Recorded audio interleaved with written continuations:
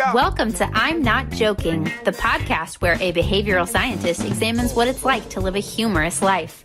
Glimpse into the lives of the funniest people in entertainment, business, and science as your host, Dr. Peter McGraw, explores their habits, motivations, and secrets to success. Get ready to fire up your brain and your funny bone. Now, here's your host. Welcome to I'm Not Joking, the podcast that looks at the lives of funny people. I'm Peter McGraw. Today's guest is Jane Saltzman. Jane studied at Chicago's Second City and performs improv along Colorado's Front Range. She created Earth Vision Institute, which launched alongside the documentary Chasing Ice in 2012. Prior to launching the Earth Vision Institute, Jane was the executive director of Open Studios, which is a cultural institution here in Boulder. She currently has 4 film and television projects in development and pre-production. Welcome, Jane. Thank you. So I ask this question of everybody. First off, if you weren't working as a writer, a producer, what would you be doing? I hope I would be a correspondent on The Daily Show or the oldest person ever to be on SNL. Yeah. Wait, you're not that old. I'm older than anyone who's on there right now. Oh, okay. That's right. Has Saturday Night Live gotten younger? Actually, well, what's her face, who I follow, is 50 and went to CSU, actually. What's her face? The wonderful black Leslie. woman. Leslie Jones. Yes, I follow her on Twitter. Me too. She just made big news. She ended up flying to Korea. Oh, for the Olympics. Because she was had these great tweets and stuff like that. Yeah. It was great. Yeah. She's great. So she's 50, so that gave me hope. But yeah, I get it. I'm older than 50. Okay. We'll say that. I'm getting close. All right, I'm sorry. So you were just doing improv or sketch? Just now you said you had rehearsal. We had rehearsal, improv. Okay. We do improv. So, but why call it rehearsal? That seems weird to call it rehearsal if it's improv. If it's improv, yeah, a lot of people say that. Well, you have to, even though it's improvised, you have to build and maintain a relationship with your partners, your team, who you're performing with, right? Mm-hmm. And in order to do that, you rehearse. Okay. And improv isn't just doing whatever. There is, believe it or not, structure. There are rules, yes. There are very important rules. And then the kind of improv this particular team does is called short form or game playing. And so each one of those games has rules. Okay. Like on Whose Line Is It Anyway, that TV show. So each one of those games has very precise rules that you constantly, bend and misuse and interpret differently than each other, but still you apply the general rules of improv. Okay. So it's like practice. It's practice. It's team building. It's a love fest, laugh fest. Yeah. So does your team have a name? It does. What is it? Front Deranged. Front Deranged. Okay. All right. For people who don't know Colorado's Front Range, right, that will be less funny. Yes, right. Yes, a common term here, Front Range. Yeah. So that's what is it almost?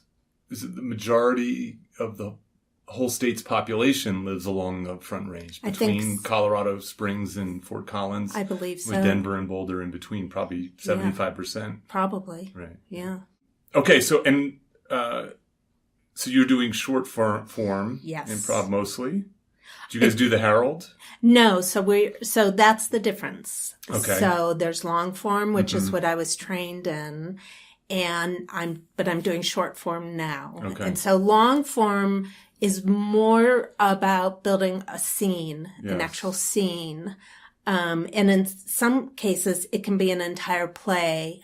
Maybe you have seen usually an long form musical or Shakespeare or drunk Shakespeare. So those can be like one scene and in or like one play, and you're incorporating. With acts and everything. Yeah, and you're incorporating things like herald or tap outs, whatever.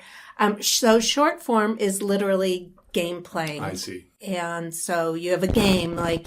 Yeah, tell me one of the games you were practicing today. Oh, today we were practicing, radio show. Or radio call-in, because we don't play that one very much. And we've got our 5-year anniversary coming up. And during that... You have a show for it? We have a show in March, the end of March. And we let the audience pick what games we're going to play. Okay. So we have a big basket of games that we can reach. What are some of the names? Tell me just some names. Oh, geez. Well, ABC Backwards and Forwards. Okay. Backwards and Forwards is a separate game. Okay. Entrances and Exits, By the Numbers, Pillars, and National Geographic, I think that's what we call it. Party Quirks, Slow Motion Olympics. Okay. Is Slow Motion Olympics exactly what I'm picturing? Perhaps. What are you picturing? Well, I'm imagining people having... You ask the audience to name an Olympic event, and you have to perform it in slow motion in some way. You're wrong. All right, I'm glad to be wrong. But you do something in slow motion. Oh, right. But it's not the Olympics. Yes. So what we do is, before we've announced what the name of the game is, we ask the audience to give us a suggestion for just a regular activity you might do every day. Okay. Like loading the dishwasher, or hopefully you don't do that every day, but brushing your teeth, vacuuming, that kind of thing. Right. And then we say, okay, welcome to the Slow Motion Olympics, right? Okay. And so then you have 2 announcers. Mm-hmm. So they're like the sports announcers. And then you have 2 competitors, right? And so the announcers kind of design the competitors. So they'll, and for some reason, one of us is always named Olga. Okay, is that an inside joke in the team? No, it isn't. But for some reason, there are certain people who always, and I often one of the players, but one of us is often a Russian. Okay, right. Or the East German. Yes, and it's always Olga and maybe Sergey or something. Right. And then we are warming up. I see. And it's all in slow motion. And then we start very slowly. And then we are trying to beat each other, right? Okay. And so it becomes kind of physical because, say you're brushing your teeth. Well, maybe you take your toothbrush and you stab the other player with a toothbrush. Okay.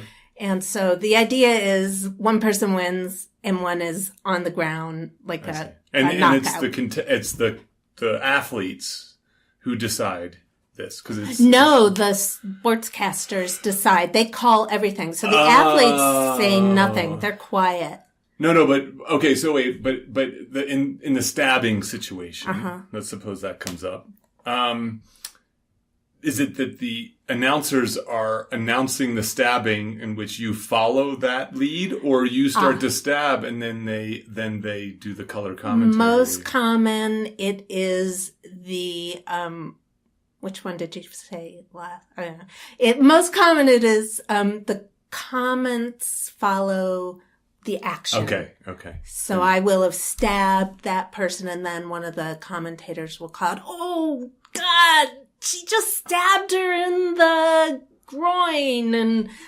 But sometimes they'll call out things and you have to be listening to hear it. Like, "Oh my God, she just stuck her finger in a socket," and better get your finger in a socket. And you know what I mean? So, yeah.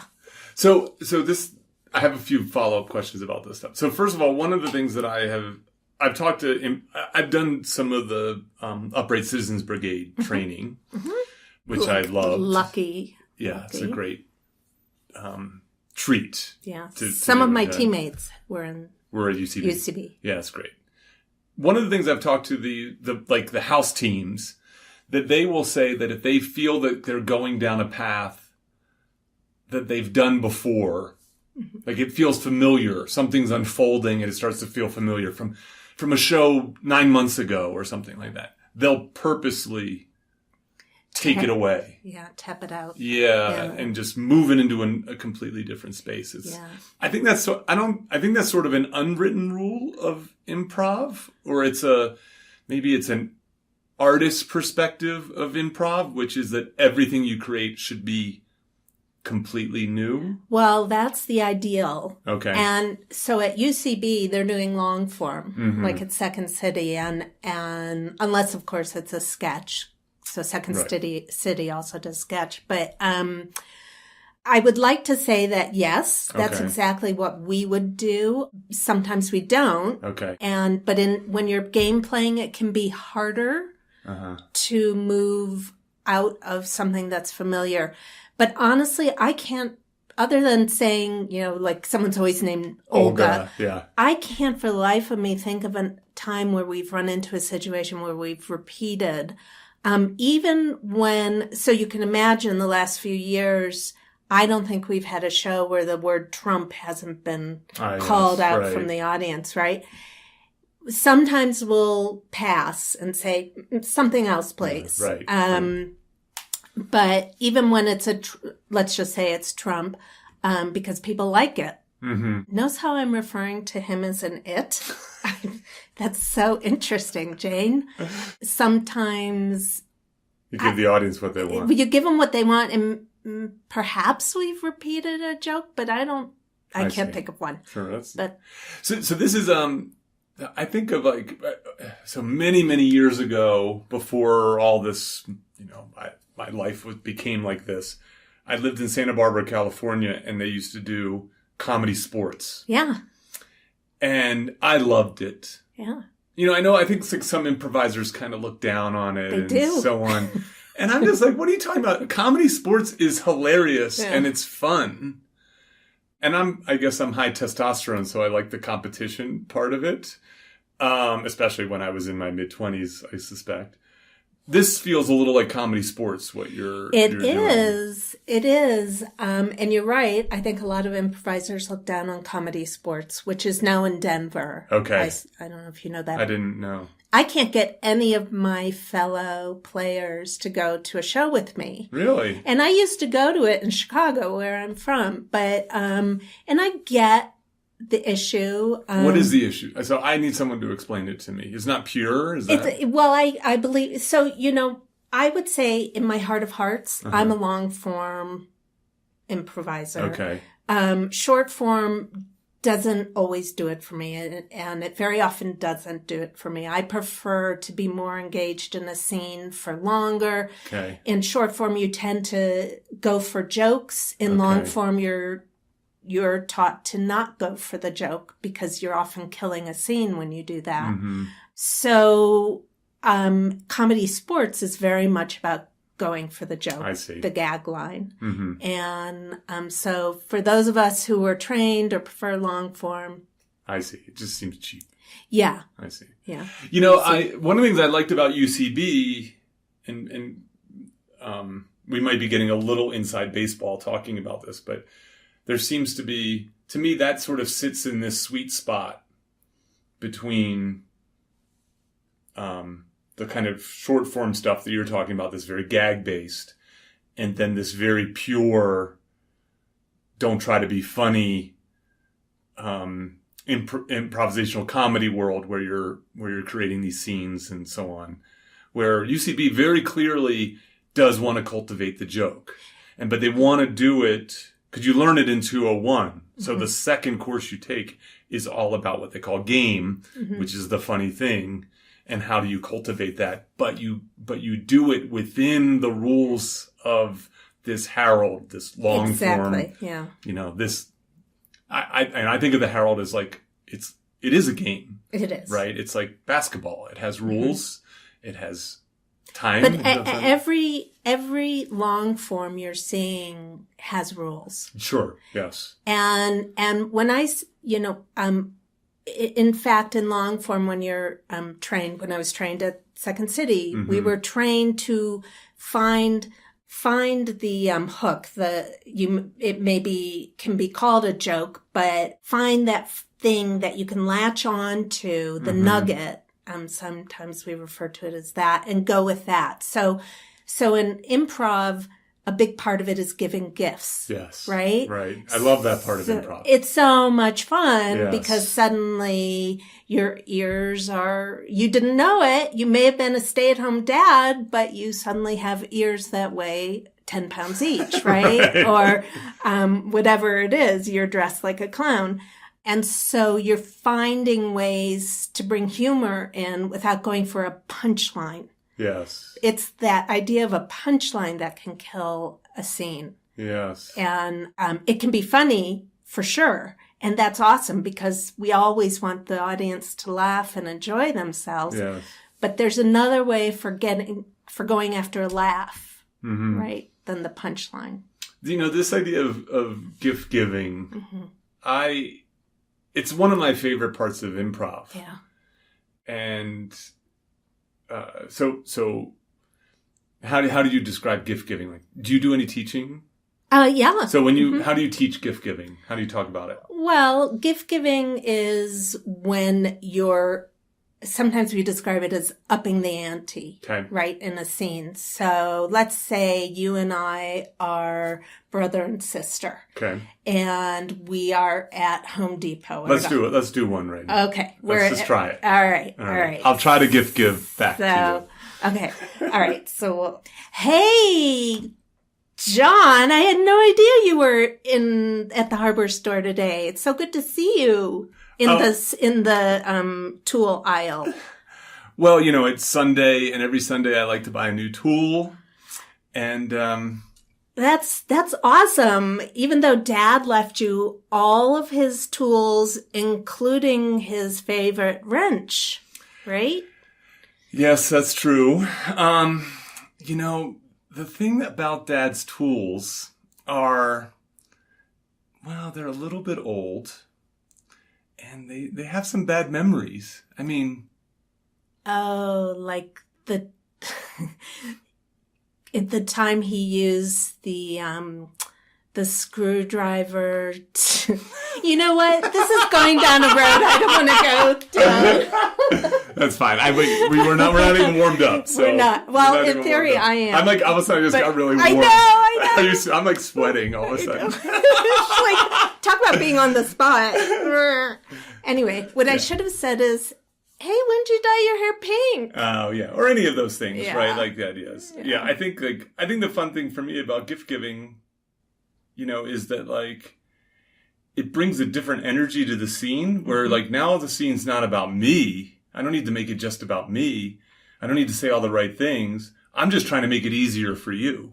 Well, so the most important part of the gift giving piece is, let's say I run into you in the hardware store and I'm like, oh, look at that dress you're wearing. I've never seen you in a dress. You're not allowed to deny me. You're not allowed to say no, right? So that's the yes and concept is you have to accept that, I can't, I'm a man. Yes. I'm a big tall man and I'm wearing a pretty dress with pink hair to the hardware store and I'm seeing my sister for the first time and, like this. Yes, that's right. And you have to own it, right? Yes. And be proud of all that. And right. Yeah, to keep it moving forward. Now, how do you differentiate that from what the UCB people talk about pimping your scene partner? It's the same thing. So I totally would be pimping you out. You think that but I feel like the issue is there's a fine line, right? Like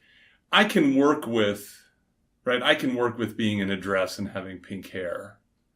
Right? Okay, so let me give you an example. Okay, but sometimes like someone puts you in this impossibly embarrassing, difficult situation. Yeah. So I'll give you an example that happened at rehearsal today. Okay. All right, we were playing a game. It's the scenes in verse. So you're two people. Okay. You're in maybe a relationship, and you start the scene. And it has to be in verse. So, right. So it has to be in rhyme. That's hard. And so 2 of our team members were doing great.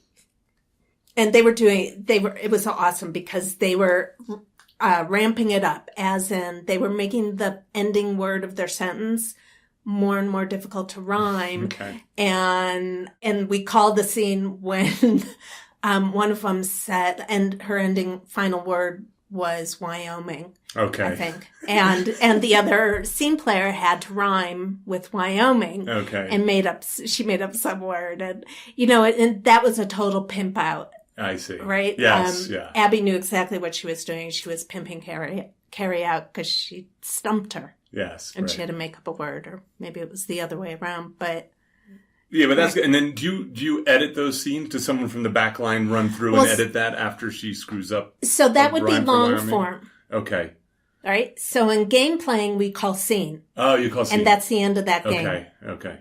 So did you call scene after she screwed up the rhyme to Wyoming? Yeah, and as you probably know, screwing up is one of the audience's favorite things ever. Yeah. Right? They love it when we screw up. So we play a really old game, ABC, backwards and forwards. Okay. And I am typically playing with Abby, and we just, it's really hard for us, especially doing the ABCs backwards and creating a scene, and we always lose. Okay. And do you practice the ABCs backwards? You can't, it's just not a thing. Okay. I'm just trying to think. When you're on stage, everything is... Yeah, that's so hard. It's not like it's sketch or a play or something, things memorized. You can't. Yeah, I think that if you've never done improv, it's hard to appreciate how difficult it is. Because, good improvisers make it look easy. Well, you know why that is? What's that? We're geniuses. That's not it. No, I'm pretty sure. A study was done recently out of Johns Hopkins. The improvisers are, in fact, geniuses, where stand-up comedians are losers. Uh-oh. No, I didn't mean that. So, I do, I think so I think there's some things that are happening, right? So one is you have rules, right? And the rules do help you look smart, right? Because they... right? Because they allow 2 people to work together in a way that's going to make sense, be successful. Yeah, that's right. But I think what's happening is I don't have any experience playing the games, but doing some of the basics of long form is okay. Yeah, when you're new, when you're a novice, you're trying to keep all the rules kind of in your head, and you're trying to be like, I'm going to try to. I got to remember to do these things. If I follow someone out on stage, I got to wait for them to say something. And I'm like, I want to try to work on my gifting or let me try to embrace being a character. And so you have this kind of meta-cognitive stuff that's happening, which already makes it harder. Yeah. And then the whole time is like, you're talking. And then when you're not talking, you are like listening as the best that you can listen. In a way that's even different than like this kind of setup with an interview, where you can almost get away with thinking about what you're going to say next while the other person's talking, but not an improv. No, sir. Right? So there's none of this. I'm just going to wait for you to finish so I can say the thing that I want to really say. Yeah. That's like the worst way to do improv. Right. You will kill a scene doing that. Yeah. Right? And that when teaching improv, that is a constant occurrence. And when people have done that, right? They may be referencing something that had happened a while ago or whatever. But that's one of the important things about rehearsal and team building is you get to a place where you trust your teammates to the point where you don't have that meta thought process going on. And obviously, the longer you do something, the more just ingrained it is. Yeah, I think that's... Yeah, I recently interviewed a friend of mine. He's not a comedian either, but I met him through UCB. His name's Darwin Metzger. And Darwin, I remember he told me something while I was taking 201 that had a profound effect on me, was that as he advanced as an improviser, he started to try to do scenes with the person in the group that he didn't want to do scenes with. So what happens, I think, is you start to gravitate towards certain people. You have a chemistry. It feels good. Yeah. You trust them. In that course, there's a lot of actors, and they're already naturally theatrical and good. Yeah. And he was talking about how he would follow out someone who you didn't really want to go out there with because they were just not as good, or they're picking it up slowly, or there's something about it. And I felt like that's always like the kind of, that's taking gifting almost to another, like metaphorically to, in the sense of like, it's good for everyone when you quickly follow someone out on stage. Mm-hmm. Yeah. And it's good for that person to have someone who really is trying to be there with them. Mm-hmm. And, well, that's very thoughtful of that friend of Darwin. He's a good human being. But the fact of the matter is that there are people who rise to the top and they're, who have more, I think, of a natural comfort and ease on stage. And are truly not thinking about, am I embarrassing myself? Or what do I look like up here? Right. And then there are those who are going to hang on to some of that, and they don't want to be seen as making a fool of themselves. And, or are really intellectualizing the process. And you can't do that. You have to have a blank brain, and it's really, really scary to jump out in front of 100 folks and not have a clue what's about to come out of your mouth. Yeah, I think it's really, I love it. It's my favorite form of comedy. Yeah, it's fun. At the present. And I mean, as someone who studies comedy, the stand-up stuff feels old to me. But the nice thing about improv is I can turn my mind off and just enjoy it for its. That's nice. For its it's like therapy. Yeah. Yeah. So what do you mean? What do you mean? Oh gosh. Well, for me, it's like therapy, and I've had other people say that because it's a release. It's I maybe people get it in other ways. When I was a skier, I would have the same experience where I'm so removed from my everyday life for a couple of hours, and you come back somewhat refreshed. Because in improv, you truly do have to empty your brain. You can't think about the budget deficit or what the president tweeted or what your kids did or whatever. So. Yeah, I agree with that. I completely do. I think, like a lot of guys my age play golf. And for a long time, I couldn't understand it. I don't like golf, and I especially didn't understand it because, they so often do just such a terrible job playing golf that it doesn't seem like a good idea. But I finally figured it out, which is I think what happens is that first of all, you're outside, you're on your feet, you're active, but not in a painful way. Same with improv. The other thing is when you're standing over that ball and you're looking at it, there's nothing else in the world besides that ball. And what you just described is the same. I think the same thing. Right. When you are on stage, it is impossible to be thinking about next week, right? Or what you're going to have for dinner. Like you are so present in the moment that it becomes almost like weirdly meditative in a way.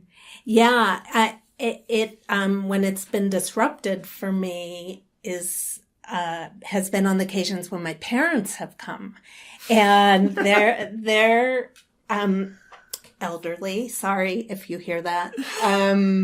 And I glance out there because you look at the audience, you look them in the eye. It's the best way to do it, and you see your parents dozing off.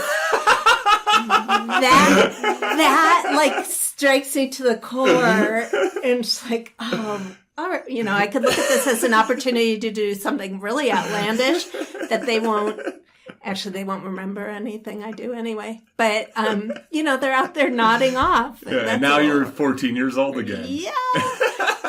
But, a number of years ago, I performed in a group in Denver at Bovine Metropolis Theater, where I took a refresher course because I took time off from performing when my kids were young, and I was being serious for a while. But I was in a great group, and during that time of my life, I was dating a lot and breaking up or going on like 2-3 dates and then no more. Right. Okay, sure. And, I was doing online dating, and you have these experiences, right? And sometimes I would write about them, and other times I would be like, no, that has to land on the stage because more people have to experience what I just experienced. And that to me, I was treating it like therapy to deal with the fact that this guy wanted to talk about marriage on our first date in the first half hour of the first date.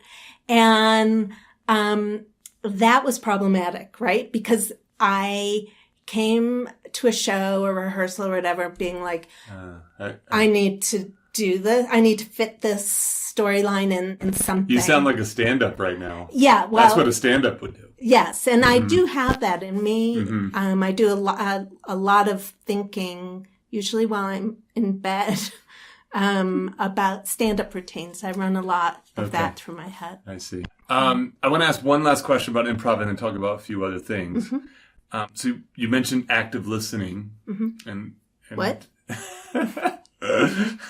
and so how do you teach that?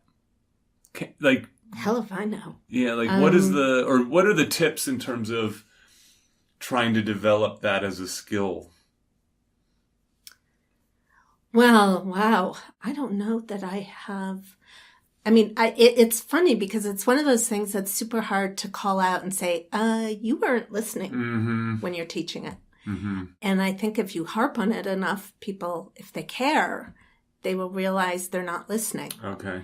How do you teach it? There must be some way to teach it that I'm not thinking of right now. I mean, yeah, I don't know either. It's interesting. So what's starting to happen is I've done enough of these podcasts that I'm starting to see themes that come across them. I recently talked to Will Anderson. So he's this Australian comic, and he's just the consummate professional. You meet him, you see him perform, and you just think he's a stand-up like any other. But behind the scenes, he's really working through a lot of stuff. And he said something that struck me, which is he doesn't really create a set list when he performs anymore. And the reason is he feels like he's really improvisational. This is my word, not his. I think in terms of how he approaches his stand-up comedy, because he says he's listening to the audience. Right. He's watching the audience. Right. He's paying attention to what are they laughing at? What do they like? Yes. And that he feels like if he has something scripted out, he might tell these jokes, but you're not paying attention to the people. So when I'm teaching improv, one of the things I really like to get across is how important it is to look at your audience, look into their eyes. And by the way, we have 3 of us kind of regularly now teach at CU. Oh. And we will teach graduates who are doctoral students who have to give presentations, whether for grant or whatever they're doing, and then also undergrads. But I try and explain how important it is to observe your audience, react to your audience, see what they're doing, So I might see somebody put a credit card out on the table to pay for their drinks or whatever, right? And so I may find myself going and taking that credit card and using it in a scene. Or we may have found out at some point during the evening that it's somebody's anniversary. Well, we'll work that in. So it's really nice to engage your audience. And yeah, there are a number of stand-ups who don't work with set lists anymore because it's just about that give and take between your audience. And I love that. Yeah. I love doing that in improv. And I'm sure if I ever had I have the desire to do stand-up, but I don't have the guts right now to do it. But that I would like to think I would have that give and take. Let's see. That's funny that you're willing to step on stage without knowing what you're going to say. It's absurd. And yet you're reluctant to come with prepared jokes. That's because I have the comfort of my teammates to, back me up if things aren't going well but it's crazy because I used to be on a team and it was all not all, but it was a lot of monologue. So that can be a big part of improv is monologuing. And I was so comfortable standing up there by myself. My teammates are way back there doing whatever, waiting to come in. Listening. They're listening. They're listening for the perfect opportunity to create a scene. And I'm just doing my thing off the cuff. And yet I still am not doing stand-up. I don't know. Maybe stand-up, the thing about stand-up is it feels a lot more judgy than improv. We get judged. No, you do, but I feel like the standards are often higher. Maybe. They're like, come on, make me laugh. I think that would be my children. They're the judgy ones. That's my boys. Yeah. I want to ask you a few questions. Just so I want to find out about your 4 film and television projects in development and pre-production. Yeah. So what's going on? Well, so I have had stories living inside me for a very long time. Okay. And I reached the golden age of 50. Okay, yeah. And the clock's ticking. That was a few years back, by the way. And yes, the clock is ticking. My youngest son graduated from high school, and that was an accomplishment of grand scale. And he would agree.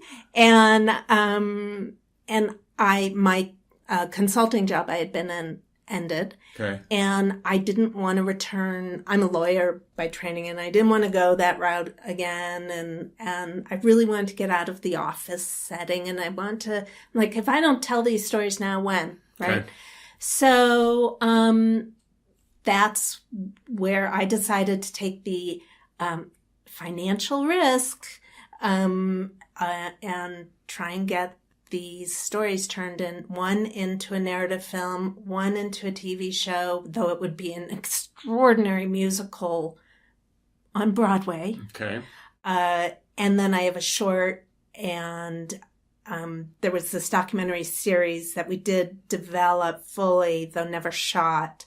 And so my focus has been on the narrative film and the TV show. When you say narrative film, what does that mean? That means a film you would see at the AMC or at the a movie. Okay. A movie, as opposed to a documentary. I see. Okay. Right? So so you've written a screenplay? Yes. Okay. So for that, there are 3 of us writing the screenplay. I would not recommend 3 people writing a screenplay ever again. Seems like one too many. Yeah, that is a clue into how naive I was.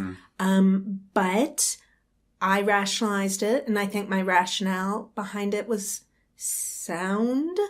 The problem is people have other things they're doing. Mm-hmm.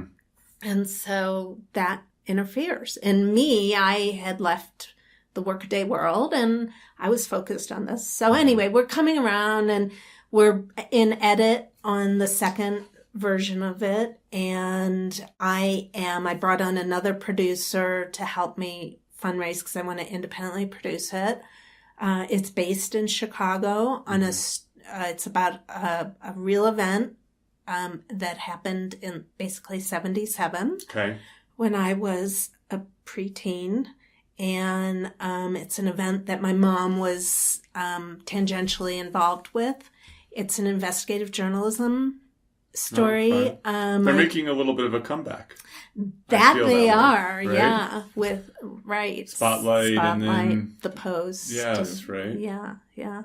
So, and this is the story of a young reporter, really young female reporter, who comes up with an idea to expose corruption throughout the departments of the city government. So at that time, the mayor was Richard J. Daley. Okay, the first Mayor Daley, who was synonymous with the word corruption, right? And he would always ask the reporters who were accusing him of this and that, show me the proof. Right. You're always accusing me, show me. And so she had this idea to purchase a bar and let the corruption come to the bar. And so... what a great story. It's a great story. It's funny. It's, the richness of the 70s, right? The rich music and dress and the characters, the real characters are super wonderful and rich and it's a positive story. She wins.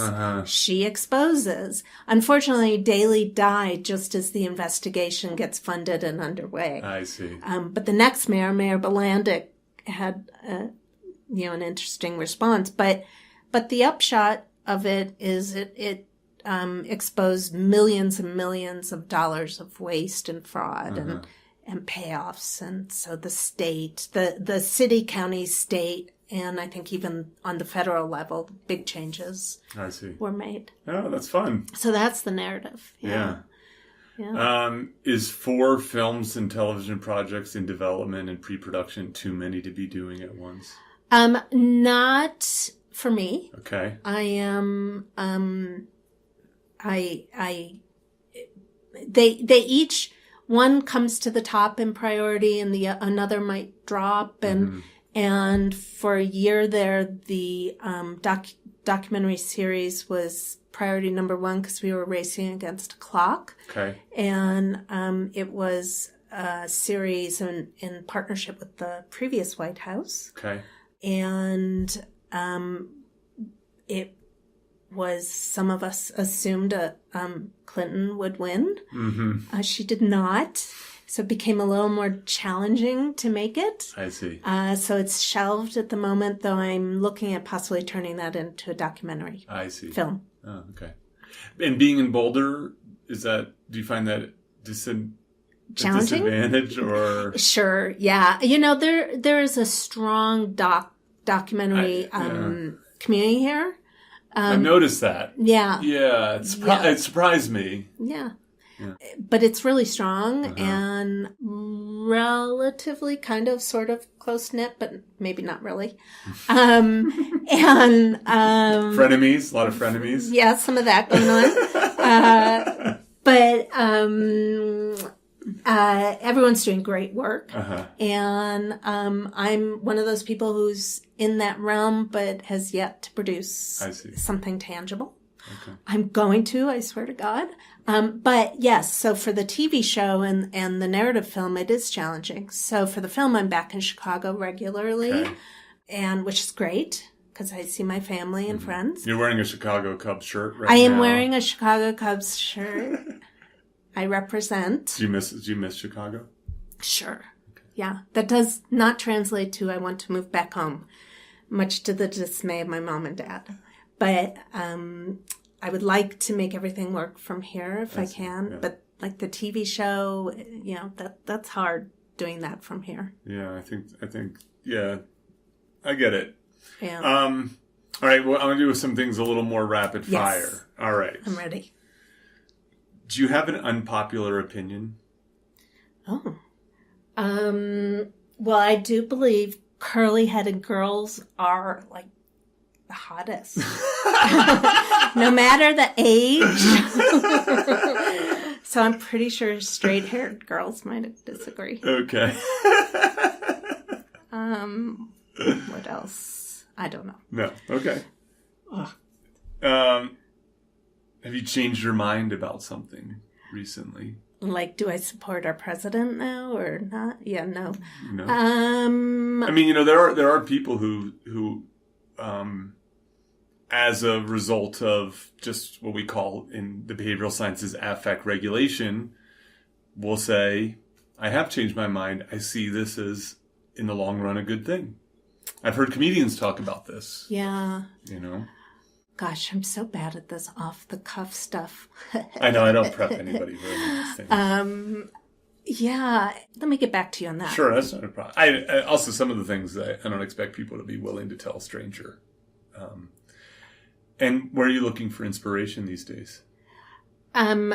For anything in particular? Anything in particular, anywhere? yeah. Work, family. Yeah, I do a lot of reading. And so I have a real interest in taking real event, a sort of deep dive look into something historical and finding story in that and turning that into something tangible, something that palatable people can take in and consume. Okay. And so that would be my TV show and the movie. But I struggle with sort of this concept of people only having sort of a surface level knowledge about things in our history, and I would like people to know more about America and our history and know how it is that we came to be certain ways. And from women and gender equality to gun ownership, gun laws, to the whole Black Lives Matter movement and why there's such a disparity. And what does that go back to? Does it go back to like things the federal government did around federal housing programs back in the first half of the last century? And so I'm really interested in that stuff. That stuff really piques my interest. And how do you turn that into an interesting story that can then be consumed by the public? And that's hard to do. Yeah, I have a friend who works on this show called Adam Ruins Everything. I've heard of that. It's a fun show. It's a kind of sort of comedic look at kind of, interesting, sometimes serious issues. And they did a bit on redlining. And I think the show's producer wasn't sure they could pull it off. It's like redlining, it's really heavy and all these things. And so how do you do it in a way that's visually interesting, that tells the story, that's a fair representation of all this? And I think, it worked out really, really well. I think, it's in terms of how they did it, but I think it was hard, right? It was to take this distasteful part of American history and talk about it in a way that people will pay attention to it. Right. It's very hard. And at least in TV, there is a real trend away from historical fiction or historically based shows because they're expensive. And I get it. So you said you do a lot of reading. What are you reading or watching or listening to that just really stands out to you? That makes you go, whoa? I loved The Power, and I can never remember the name of it. I'm really bad with names, the woman who wrote it. It's a dystopian novel. It's one of the first, I would say, dystopian novels I've read in years. And it's so apropos. Okay. It is for now and the Me Too movement and stuff, but it is about women having a unique distinct power, physical and mental power over men. Okay. And I think she does an extraordinary job with the various stories that she tells and the weaving together. And it was fabulous. Oh, neat. Yeah. Watching Mozart in the Jungle, I love. I love Homeland. I love, oh my God, what's that? Why do you love Homeland? Make a case for why I would watch this show. Why I would watch Homeland. Well, it's also very pertinent, apropos to the times. Okay. The characters are, I love the characters. I feel for them, right? That's sort of one of the most important parts of all this. I care a lot about these characters from season to season, even when they change. And I do have a history of watching shows for like maybe two seasons and then disappearing. I let them go. I do that too. Yeah. And I don't know if that's me or the writing. But as a writer, it's really hard to keep that character and storyline vibrant. It's very hard. I agree. I think a lot of these shows, they should be 2 seasons or 3 seasons, but the networks are greedy, right? So you take something and you spread it out. Well, they want minimum of 5 seasons. They want to know you as a creator believe this can go for 5 seasons. See, I think that's one of the nice things about like Netflix and the rise of these digital platforms is they're like, they let, something can be 9 episodes. Right. You can have a limited series. So then then the length is appropriate for the story. Yeah. Right. Versus, I think about this. What was the name of that show about the funeral home? 6 Feet Under. Yeah. So I watched 6 Feet Under, and I watched it in part because I was actually doing a research project about the funeral industry, and I thought it'd be interesting to see what would be like a popular take on it. And I thought the first season was fantastic. Like it was great. It was great. And in the second season, everybody was just behaving so crazily. I just couldn't hold it together anymore. There was no one that I could latch onto as the protagonist, as the person. Yeah. And I just felt like, I was like, wow, if they had just made 6 Feet Under to be, maybe like 1.5 seasons, it would have been perfect. Right. But I guess maybe they I'm want wrong. it long enough so it can go into reruns and syndication and all that, right? Yeah, it makes sense. Yeah, it all makes sense. Yeah. All right, last question. What is the secret to success that everybody knows, but they can't seem to do? Are you serious? I'm serious. I just read something, I didn't read much of it, but the successful people they said something like universally across the board are lucky. Okay. Yes. Yeah. Okay. It's very much about luck. Would I say I've been lucky? Well, wait, you don't care about me. Or no, I do. Of course, this is about the lives of funny people. You're the funny person here. Well, I do think I've had tremendous success regarding my children. Okay. They're extraordinary young men, and I'm very proud to be attached to them. I don't think that was luck, but whatever. So Well, no. Okay. So let me put forth an idea behind this. It's not, the argument is not that luck is sufficient. It's just necessary. Right? So, you're lucky because you didn't get into a car accident with them when they were young. Right. Or, you know what I mean? Like, something, the house didn't burn down, or, you know what I mean? Like, the fact is that, like, I think the argument in that, whatever the article you read is, you need to have a tremendous amount of luck to be able to be successful, and that bad luck makes it a lot more difficult. Right. I think that's probably the case there. But maybe it's not sufficient, right? Right. That you need hard work and skill. You're a skilled parent, and those kinds of things. Yeah. Well,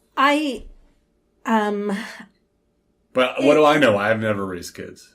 Well, I think you have to have a strong belief in yourself, first of all, and in that you are offering something that should be received, that people need, or and But I'm very practical in that I think you have to have great connections. You have to work your networks really hard, and it can be super tiring and cumbersome and uncomfortable, right? Because sometimes you have to behave like a salesperson and you're not at heart a salesperson. It's a funny conundrum I feel myself in, because when I'm on stage doing improv, I'm not prone to getting tongue-tied. Okay.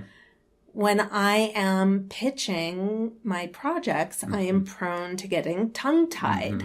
And that is really, I think of it as a conundrum. How do I deal with this? Is it more rehearsal? Is it more practice? I don't know. But a big part of it is these projects fill my heart and soul, and I don't want to screw up. And I think just having that knowledge in my head means I'm more prone to screwing up for me. So I find myself over-talking things. Possibly that could be me. I feel like I over-talk things. Yeah. And so I just should say this, and then I should just shut my pie hole. Yeah. Listening skills are not just about listening to others. They're about listening to yourself. So while you're speaking, and I do tend to teach this in improv, you have to be hearing the words coming out of your own pie hole. So that you know when to shut up or you know when to pivot. And that is a skill I think I learned from Second City and the school I went to in Chicago for 14 years. We, for the most part, everyone comes out of there with an extraordinary ability to speak. And I think that whether they intend to or not, they teach you how to listen to yourself and others simultaneously. And maybe your thought process is one step ahead of what's coming out of your mouth. So you can, in theory, what you're saying is good. Right. Instead of wasted breath. That obviously is just a theory. Yeah, no, that makes sense. I think that this issue about communication, it's certainly something that it's not easy to teach. It's often overlooked in the average curriculum. Yeah, maybe. And yet, it's the filter, right? It's the thing that connects people and the ideas and the execution and all the things that they want to do. And it's so important to success, right? So to be able, for a grad student who is either trying to get funding or just making a presentation on their thesis, it is really important to have that knowledge that you've studied and researched and written about, but also know your audience and watch what they're doing. Is someone nodding off? Do they need a little pick-me-up? Right. And so that's all part of communicating, is watching and learning and watching and hearing what the other people are doing, listening to what you're saying, where your thought process is going before it comes out of your mouth. And that is a big key to success. It's so hard to do. It's really hard. Jane, this was fun. Thanks so much for doing this. I really appreciate it. Thank you for listening. Don't forget to visit petermcgraw.org for more information about our guest, show notes, and social media links. If you've enjoyed this episode, please subscribe and share with others. Join Dr. Peter McGraw next week for another fun, fascinating conversation on I'm Not Joking.